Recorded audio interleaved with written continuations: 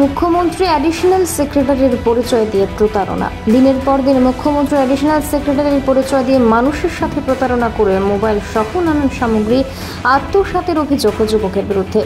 অবশেষে প্রতারককে আটক করে পশ্চিম থানা পুলিশের হাতে তুলে দেওয়া হয়।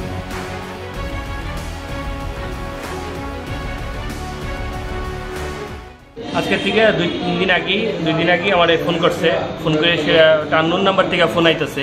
তার পরে ফোনটা আমি প্রথমে ধরছিলাম না, তো এরপরে দেখি হঠাৎ করে মেসেজ লিখে পাঠাইছে যে সৈকতবাবু, আমি সিএম এর এডিশনাল সেক্রেটারি বলছি, কাইন্ডলি ফোনটা ধরুন।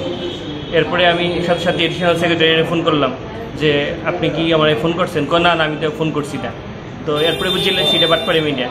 এরপরে আমি ফোন করছি এই নাম্বারে, ফোন করে জিজ্ঞেস করলাম কে কইতাছেন? আমি অরূপ দেব কইতাছি, এডিশনাল সেক্রেটারি। আমি তুই কবে এডিশনাল সেক্রেটারি হইলি? কল লগে এই যে ফোন কাটছে, এরপরে মিনিমাম 20 বার ফোন করছি, আর ফোনটা রিসিভ কিচ্ছু করছে না। এরপরেই প্রণবদারে ফোন করছে, ফোন করে সেটা মোবাইল চাইছে।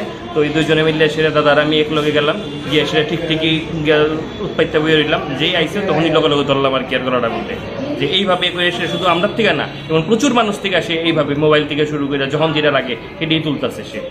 কতদিন ধরে? আজকে এই তো আমারও তো ফোন করলো 2-3 দিন আগে। এর আগেও তেমন বিভিন্ন আমার পরিচিত অনেকের মোবাইলে ফোন আইছে, অনেকেই ট্যাপে পা দিয়ে লাইছে। তো আমরা আজকে পরিচিত আছে দেখি আমরা ফোন করে সেটা ভেরিফিকেশন করছি। তো হয়েছে না, এই ধরনের কোনো বিষয়ই না, এটা মুখ্যমন্ত্রীর নাম বিক্রি করে সেটা এই সমস্ত জিনিস করতেছে। একটা ফোন আইছে আমার মোবাইলে, তো ফোনে কইছে আমি সিএম এর আন্ডার সেক্রেটারি চিফ মিনিস্টারের অরূপ দেব কইতেছি।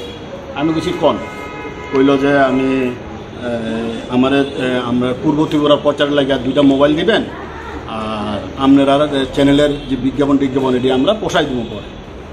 তো আমার প্রথমে ডাউট হয়েছে, ডাউট হওয়ার পরে আমি সিএমের যে সিএ আমি কমলকে ফোন করছি। আমি যে কমল এরকম অরূপ দেব কেউ আসেনি।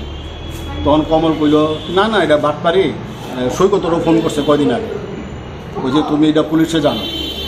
তখন আমি ওই এডিজি সাহেবকে জানাইছি, কৃষ্ণবাবুরে জানাইছি। কৃষ্ণবাবু ওই এসপি সাইবার ক্রাইমে জানাইতে বললো, আমি সাইবার ক্রাইমে জানাইলাম। আমি হ্যাঁ বুঝে দিছি না, এর লগে আমি কন্ট্যাক্টে রাখছি। তারপরে এরপর আমি সিএম সাহেবরে জানাইছি। তো সিএম সাহেব কইল যে এই আমার নাম কইলে এরকম, আমি পুলিশে কইতাছি।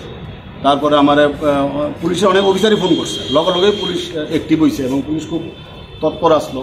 তারপরে পুলিশ খুব সহযোগিতা করছে। এরপরে আমি আর সৈকত যোগাযোগ করলাম। তো সৈকত আর আমি যোগাযোগ করার পর দেখলাম সেম লোক অরূপ দেব। তখন আমি হেরে কইলাম, আমি খালি 2টা বাক্স মোবাইলে লইলাম বাড়ির থেকে, লইয়া আমি হেরারে কইলাম যে আমি 1:30টার সময় ওই মোবাইলে একটা শোরুমের সামনে থাকুন, বিক্রি করতে সময় আইয়া সেরে লইয়া যাই। তখন কইছে আচ্ছা আইয়া নিয়ে যাবো, ওই আমার বিজ্ঞাপনটা একটু দেখিও।